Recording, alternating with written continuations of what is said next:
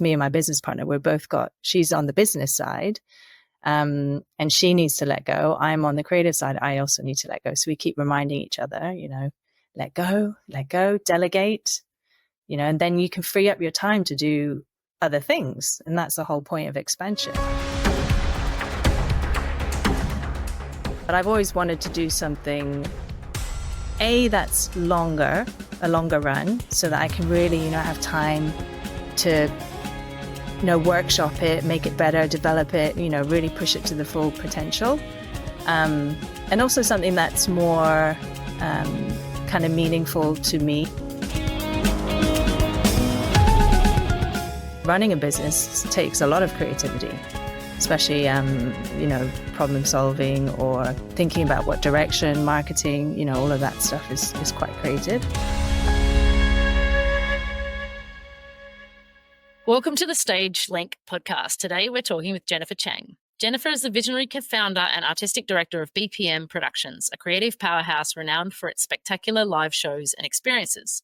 She's worked across all different types of genres and platforms, from music concerts to brand activations and award shows in cities such as London, Moscow, Shanghai, and Hong Kong.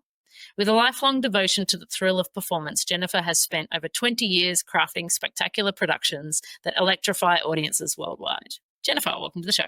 Thank you. Thank you for that lovely intro. Super glad to be here. It's awesome because I know you personally, but what happens in a podcast, I generally find out more about people's career because I focus the discussion. And I don't think I've actually ever asked about your origin story in terms of how you got into the industry. What did you start doing that had you end up where you are today? So I started in dance. That was my main passion. I started when I was really young. So I grew up in Hong Kong, and at that time, there weren't any dance schools. There weren't kind of any, big dance academies. So I did ballet up until I was about 17. And then, I had to give up. I gave up, and my parents didn't really want me to kind of continue with dance. So then I went and studied sociology, and kind of that was it. I was like, okay, I'm going to go off and do, a proper job. And then I just fell back in love with it. I moved to London, and I just awakened I went to do loads of dance classes, and just kind of reawakened my passion for it. And at the time I was working in a media company, and I was like, I really want to do something with dance. So I just decided one day that I would start my own company and try and just do something. I had no idea what I was doing. I didn't know what I was going to do, but I was like, I just need to give it a go and see. Yeah. So that's how kind of it all started from there. And that was a good 25 years ago. So did you start that company in London, or did you start that back here? No, I started in London, and I did lots of music videos. So I started choreographing, started dancing, did lots of music videos. I did a lot of kind of events and performances. And then I decided to go more into creation. So one day I just decided, okay, I'm going to call up, I was going to call up Coca-Cola and see if they wanted to fund or, invest in a show. And they came back and they were like, yeah, we're very interested. It was like the shock of my life. And that was it. And then we went on, I created a show, and we toured around Scotland, and that was kind of the beginning. Yeah. Wow, that was bold, just to rock up to Coca-Cola and say, fund the show. I think that it was sounds easy. At the time, it was nothing to lose, right? You just send an email, and if they don't want to do it, they don't do it. It was quite bold for them too, I think. Yeah. But it was a really fun gig. And we ended up I think we had 25 dancers on tour. Yeah. It's great, and got to visit Scotland, and that was it. What was the show about? It was a hip hop show. So they were trying to promote street dance. So we did we had rappers, we had hip hop dancers, we had break dancers, we had poppers, and then we put together, it was almost like a cabaret of acts. Yeah. Of hip hop acts. Mm-hmm. Yeah. And that's how it all kind of started. And was that BPM back then? No, that was called Juicy. Back then? It's called Juicy Productions back then. Yeah. I love it. Yeah. Yeah. So when you came to Hong Kong, is that when you started BPM? Yeah. So when I came to Hong Kong, it kind of changed into BPM, and I got a business partner, and then we started kind of producing more for larger scale events and clients and brands. And what year did you start doing that? So I have to think about when my daughter was born. That's my whole life is like, okay, when were they born? What was I doing? That was Yeah. 2009. Yeah, 2009. Mm-hmm. Yeah. Yeah. So for those who don't know Hong Kong, tell us a little bit about what the industry is like there and what kind of projects you do here in Hong Kong. I think Hong Kong is quite unique. Obviously, it's a very unique place. It's an ex-colony. It's very East meets West, so it's got a lot of it's got a lot of international influences, but it's made up of Chinese people, international people, and it's a hub, right? It's an Asian hub. So there's a lot of arts that come through. The industry here is quite healthy, I think, for events. There's a lot of brand names. There's a lot of events that go on. Mm-hmm. But I don't think they don't fund a lot of arts. So there's not really a growing local industry of arts. It's more that they will import them for shows or talent. Yeah. And for what you do, you're mainly servicing the corporate sector and corporate clients. And what do they sort of ask you to do? I mean, that was our bread and butter for a long time. A lot of hotel openings, a lot of everything. We did music concerts too. There's a lot of music artists in Hong Kong. So we do a lot of music concerts. But our bread and butter is events. Yeah.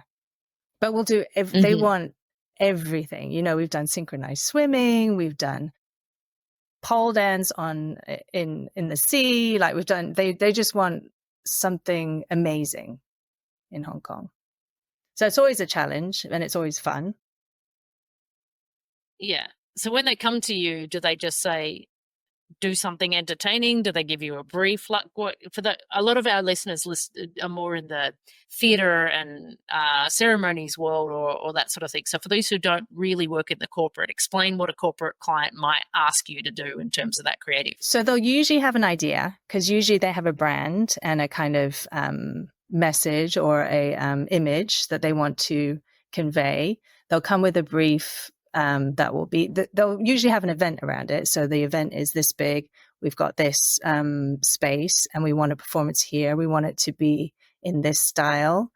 We've got this amount of budget, which means what we can do is, already in a box. But the good clients will kind of say, do what you think is best, or propose. We usually have to come up with a proposal and say, okay, we can do this. We think this would really fit your brand and the audience. And that's, we worked on an event. What year was that we did the thing at K11? There was that Christmas show during COVID. The atrium there. Yeah. Yes, that was an interesting project. Yeah, that was amazing.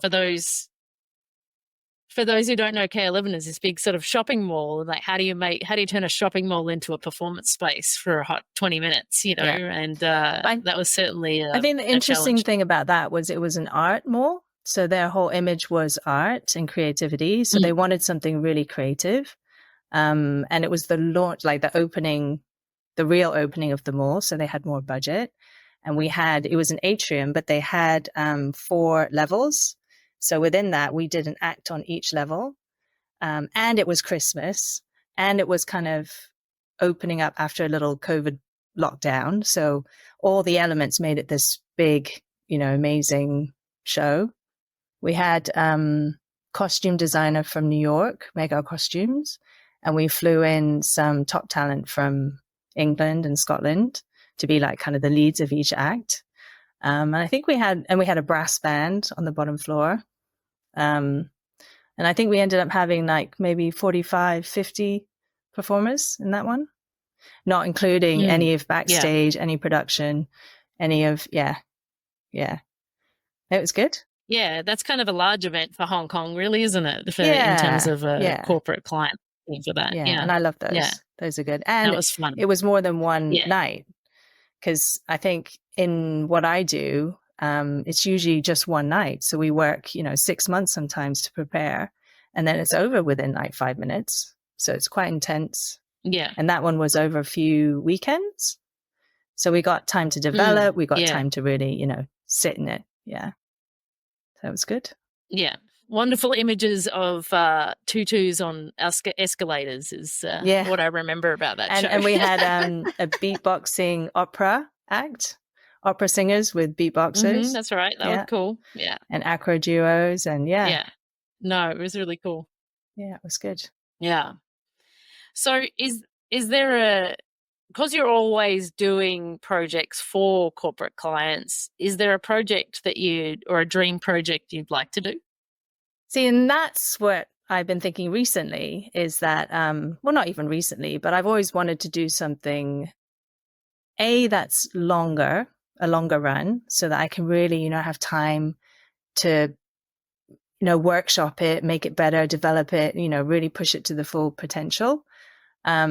And also something that's more kind of meaningful to me or the team, or, something that conveys an important message. So I am working. I actually wrote a kids show during COVID. We did a kids show called How to Be a Hero, and that was really fun, really fun. And that's one I want to pitch out there, because it's nice. It's nice, working with, first of all, kids concepts, and it's fun. It's silly. You get to kind of be, a bit more relaxed and have fun with it.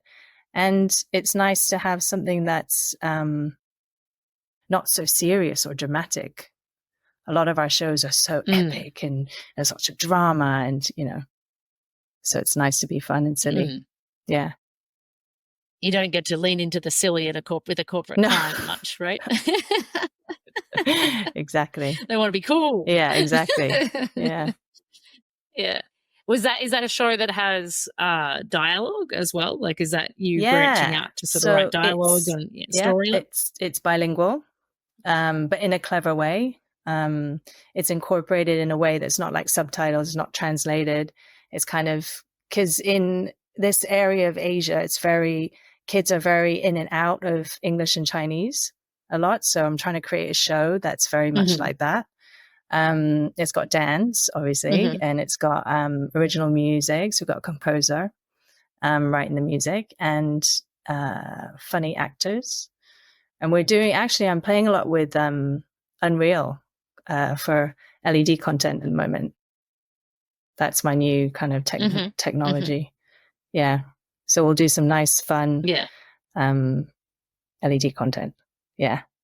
How does it that you manage a business as well as keeping the creativity going? Because I think it's kind of two sides of the brain, right? Running a business and working on the creativity part of it.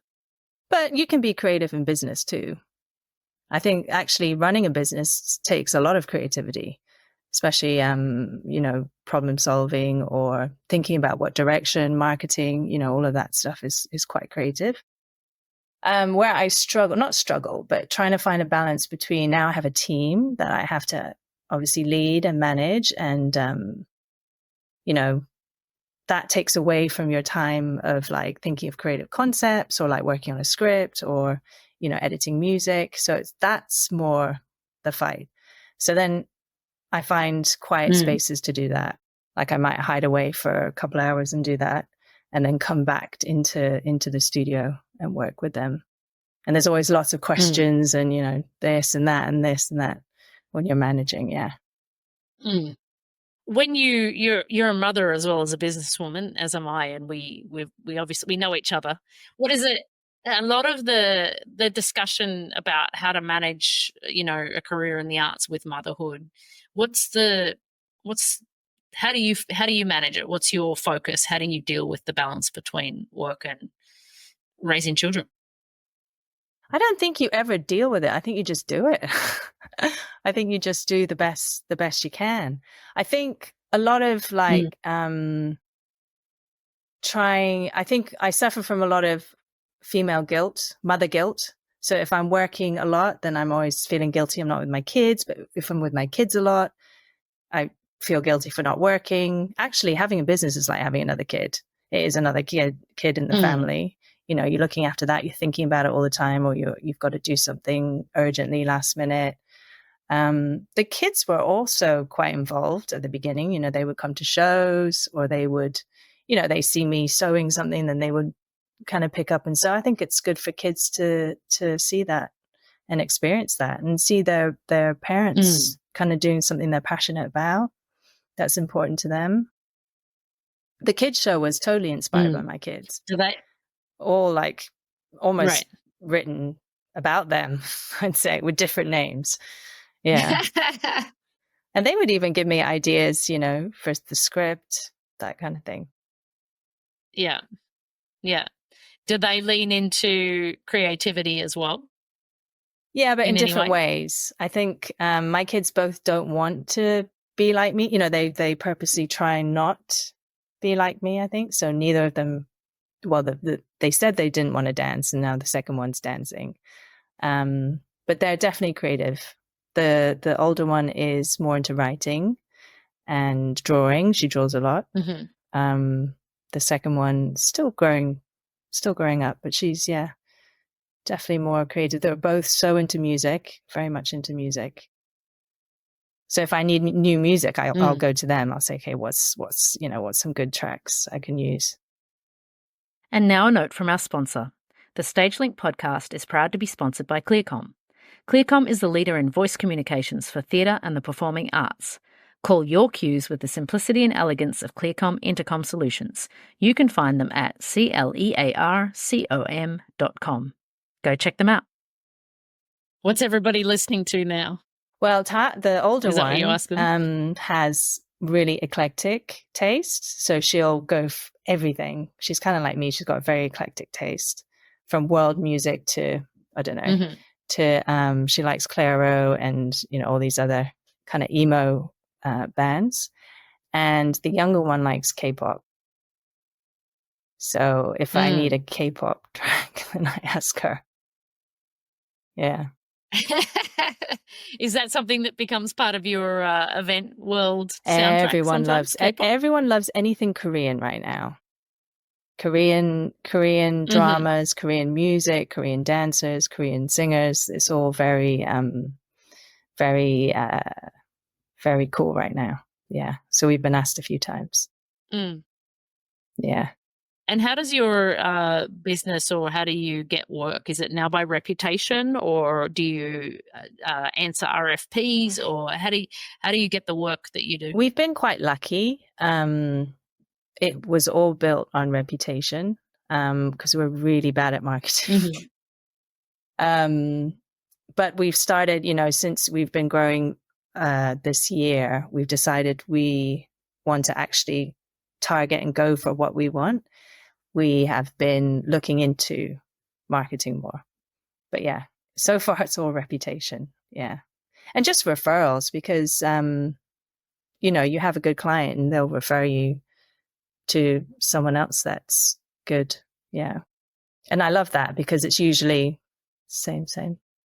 I just realized I said RFP, and people may not know what that is. In this part of the world, you get a request for proposal for a project. So you answer that by pitching what you would do for them as a client. And people spend a lot of time in this part of the world working and ideating on projects that get pitched to clients that never go anywhere. Am I right? It's a lot of work. It's a lot of work to do it. Yeah.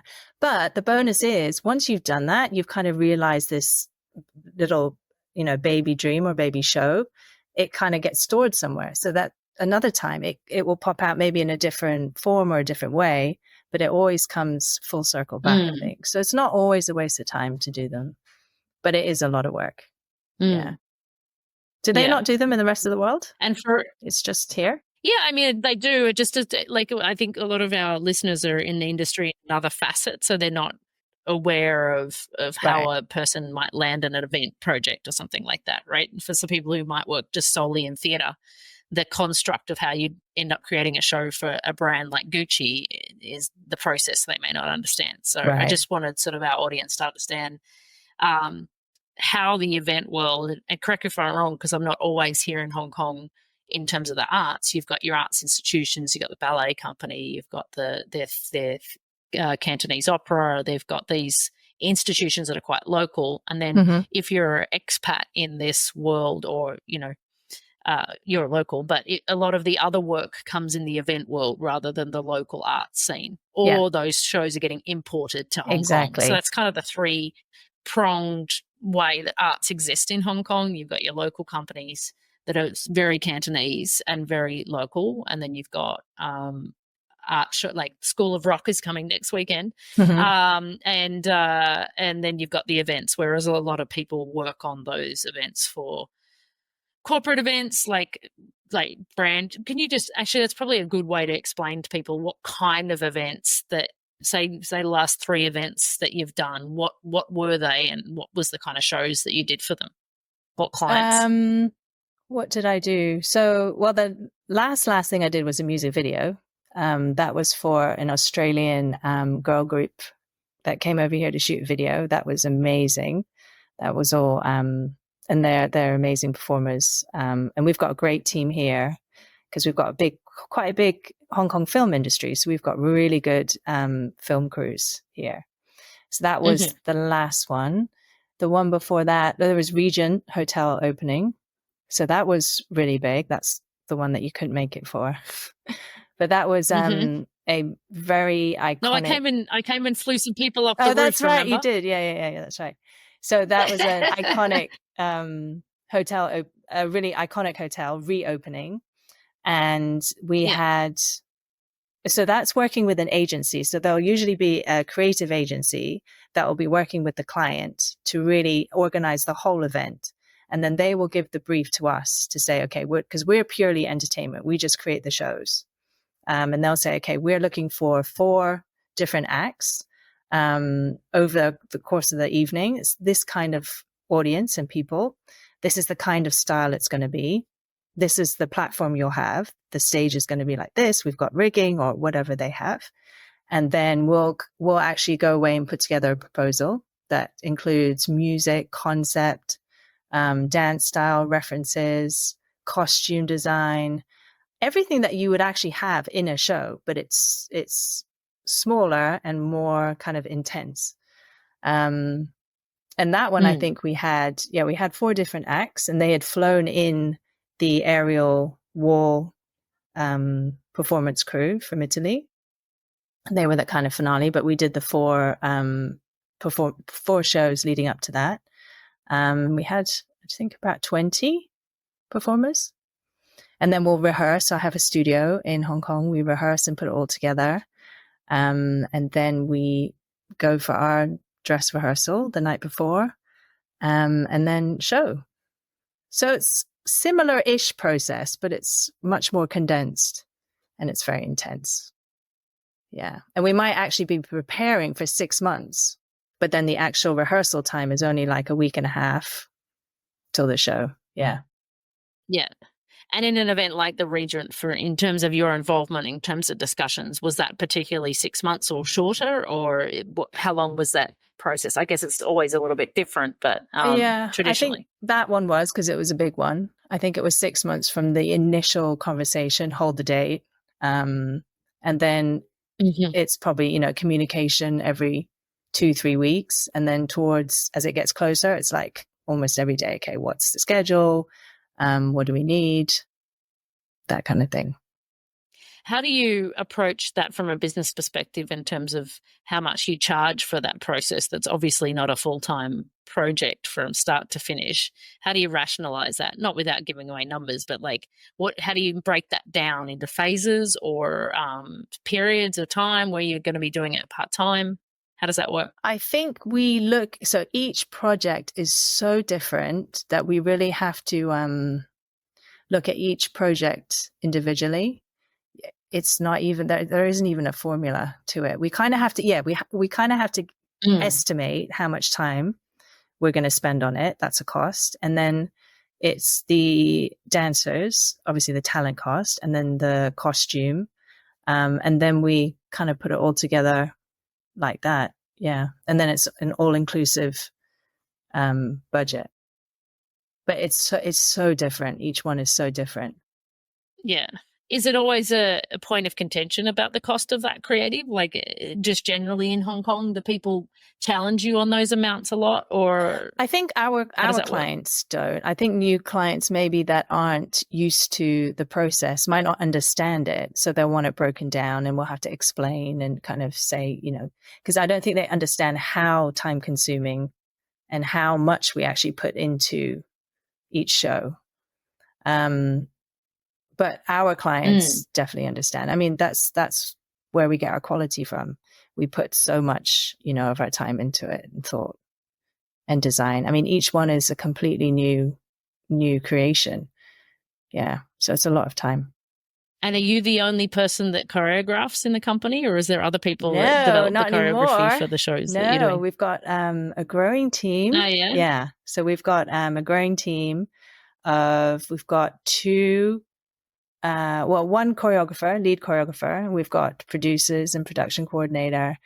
And then everyone else is freelance. So if we have a particular style, obviously that we don't do, then we'll get someone else to choreograph it. So recently I got, for example, a whacking dance style performance.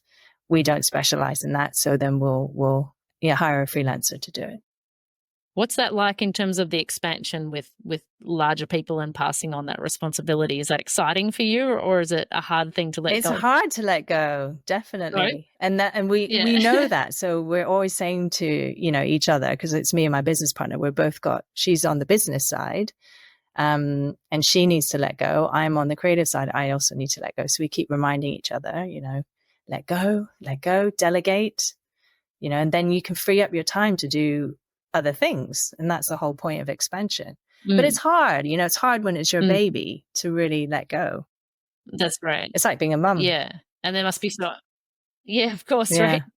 The business is getting to a teenage years and you have to let them walk out the door a little bit more often. Yeah, exactly. and make a few mistakes and know that you can fix whatever mistake, or, you can learn or they can learn and grow from it. And you kind of have to let that happen. Yeah. I don't like micromanaging. Yeah. I don't like anyone micromanaging me. I don't want to micromanage anyone else, Yeah, absolutely. Yeah. I think that the older that my kids get, the more parallels I find in parenting and working in a business. Totally. That's why I said it's like having a child, having a business, because it's similar. You're raising it, you're molding it, you're kind of there to feed it. Yeah. Yeah. No, it's so true. So tell us, what is your most favorite thing about your job or the industry?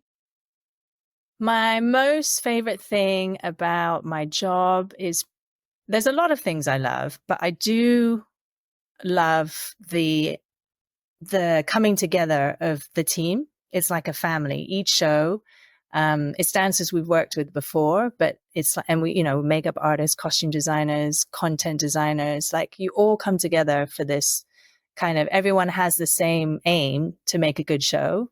And, there's challenges and you work through them. And it's just nice to have that.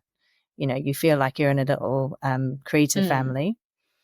I love that. I do love dreaming. I love dreaming up new stuff. I think that's probably the most, and then seeing it come to life on stage. That's the favorite part of my actual job. Yeah. And the industry, just being in the arts, and the people, everyone has a story and there's so much connection and it's nice. And everyone's just inspired all the time, which is nice. Do you think there's something that you think about or look at differently because you live in this kind of east-west place, but you also come from an east-west kind of mindset and background, right? Is there something creatively from a language, culture, and exposure to, two different sides of that coin that you bring into your shows? Yeah, and I was thinking about this recently too. I think it's given me a real, I can understand audiences, because audiences in, let's say in general, in the West and in the East are very different. Even in Asia itself, each country, the audience is very different. What their kind of theater kind of culture is, or just as them as people, I think I can understand that, which is quite important. And also working. I think working culture really differs between working in London or the States to working here. Very different cultures. There's a lot more like reading between the lines in Asia. It's a bit more kind of blunt and not aggressive, but more in your face in the West, and kind of balancing and understanding that. And I think that's quite important, because that's where miscommunication comes in a lot, or like misinterpretation. And I love that. I love working with different cultures. I think that's a really interesting part too of the job. And we have such a rich working community in Hong Kong. There's always like 10 different countries represented. Yeah. Yeah. And I think that's something that comes quite naturally because of your experience and because of the region. But what I do notice, because I do work in many other places, is how like a duck to water you are in this environment with the different cultural influences and there's so many people to serve in that environment. There's the artistic,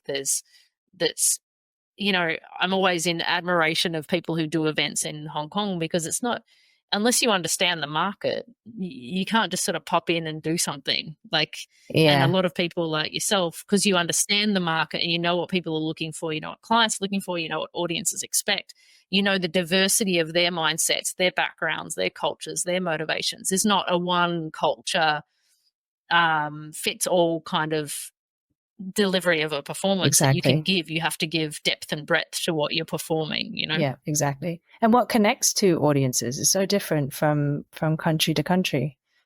Yeah. I remember recently you were doing something in the Middle East. How was that? Was that a challenge for you to because that's such a vastly different culture than what you're used to, right? It was a huge challenge, because we arrived in Doha and the next day the whole show was cancelled. So we had arrived with the expectation that 20 performers were coming from England and we were going to do this big show. It was for the AFC Awards.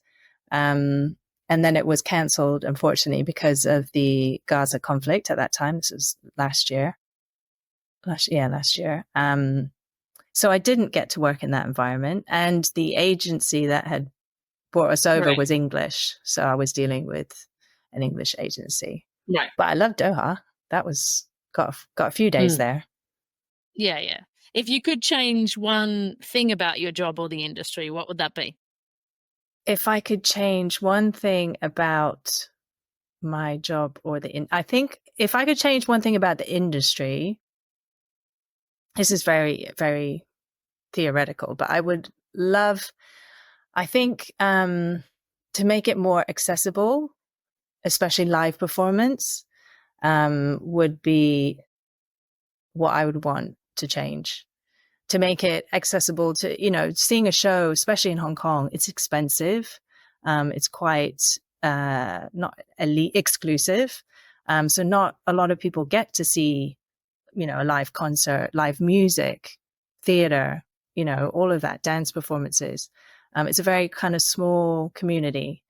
And I think especially with this new generation coming out of COVID, they've been on their screens so much that, even my daughters, we went to see Taylor Swift in the cinema. I know you went to see Taylor Swift live, and it was great, and my kids loved it. They've never even been to a live concert.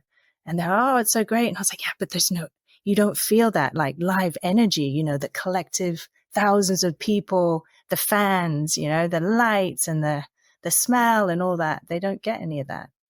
And I think trying to promote it more and make it more accessible would be a great thing all around the world. I think it's similar around the world. Oh, I think I agree. Yeah, I agree. But I think also particularly here, just given the nature of the Hong Kong culture of working very hard, especially for the youth, the expectation for the young generation is there's a high value placed on education and doing well in an education environment, right? Rather than